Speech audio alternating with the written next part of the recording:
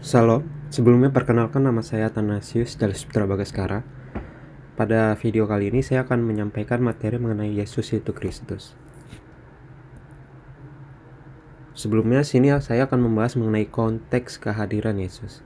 Salah satu faktor yang dapat mempengaruhi pertumbuhan manusia adalah lingkungan tempat hidup dan dibesarkannya.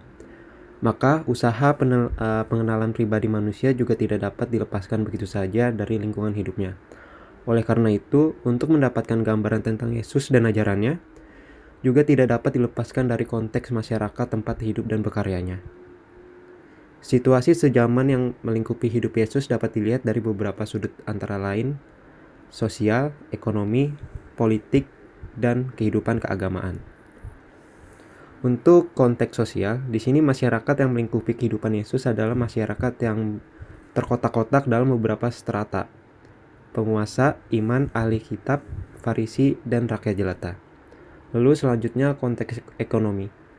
Di sini Yesus sendiri adalah anak tukang kayu yang secara ekonomis tidak memiliki pengaruh di dalam masyarakat. Kenyataan ini pula yang mempengaruhi tingkat penerimaan dan kepercayaan masyarakat terhadap Yesus. Karena biasanya orang lebih sulit menerima kehadiran orang miskin daripada orang yang hidup berkecukupan atau berpunya. Selanjutnya adalah konteks politik. Secara politis, bangsa Israel sedang berada di bawah penjajahan kekaisaran Romawi. Bangsa Israel sesungguhnya sangat merindukan tokoh yang kuat yang dapat menjadi pembebas, pengusir atau pengusir penjajah. Kehadiran Yesus yang karismatis dan memiliki banyak pengikut cepat mendapatkan tempat di hati masyarakat karena merupakan figur yang dapat diharapkan menjadi pembebas dari masyarakat. Selanjutnya adalah konteks keagamaan. Yesus lahir dan dibesarkan dalam masyarakat yang hidup keagamaannya sangat kuat. Masyarakat sangat menghargai dan taat kepada hukum Taurat, bahkan cenderung sangat legalitis. Orang tidak menjalankan Taurat adalah kafir. Orang yang hidupnya cacat dianggap berdosa dan cacat karena dikutuk oleh Yahweh. Selanjutnya adalah kelahiran Yesus. Untuk tempat kelahirannya berdasarkan kitab suci, Yesus itu lahir di Bethlehem, dan Bethlehem ini berarti rumah roti. Dan biasanya orang Arab menyebutnya dengan Bait Lam atau rumah daging. Kemudian kapan kelahiran Yesus? Menurut sejarawan Flavius Josephus mencatat Herodes meninggal tahun 750 Ausi. 2 tahun sebelum kematiannya adalah tahun 748 Ausi, yang sama dengan halnya pada tahun 6 sebelum Masehi. Pembangunan Bait Allah sudah berlangsung 46 tahun waktu Yesus mensucikannya, dan umur Yesus sudah 30 tahun.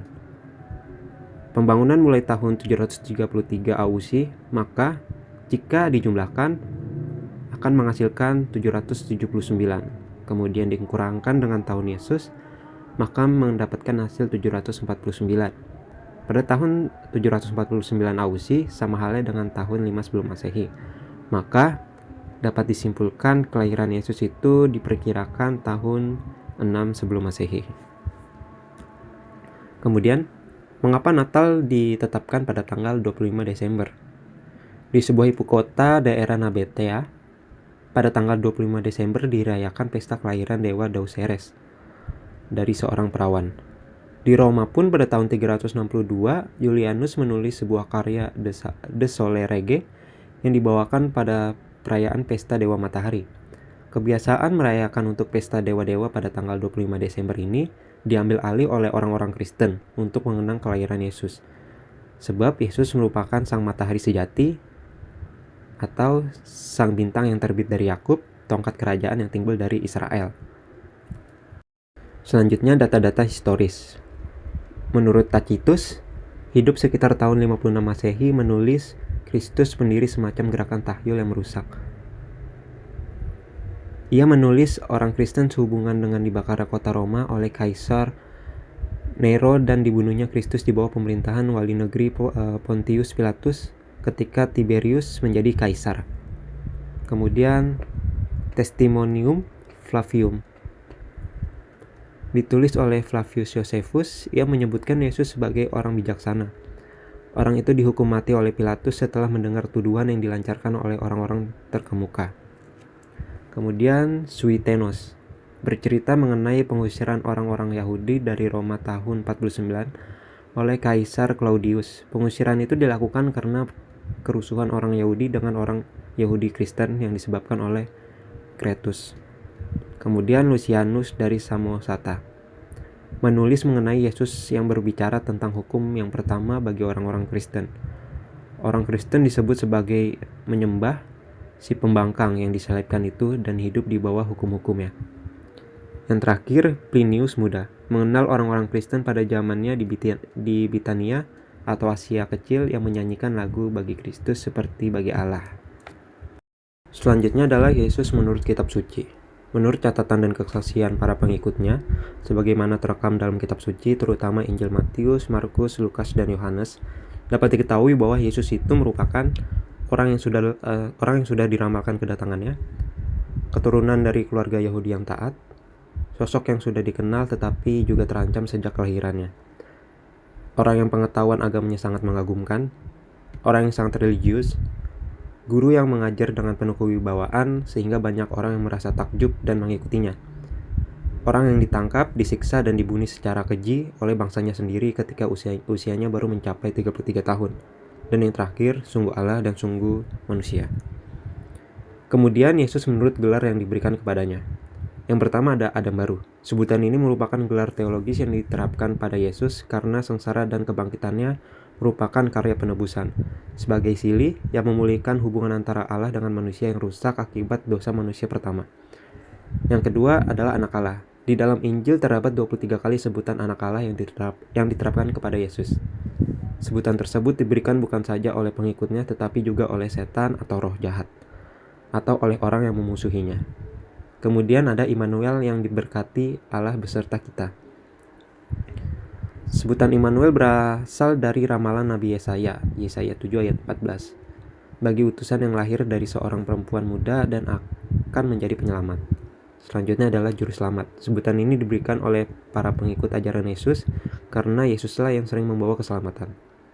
Kemudian ada Kristus atau Mesias. Gelar ini diterapkan pada Yesus karena Yesus bukan saja keturunan Daud yang diurapi oleh Nabi Simeon, tetapi terutama karena Yesuslah yang membangun kerajaan Allah. Dan yang terakhir adalah Sang Sabda atau Logos. Sebutan ini berasal dari Yohanes yang diterapkan pada Yesus, karena Yesus adalah firman atau Allah sendiri yang telah menjadi manusia dan tinggal bersama manusia.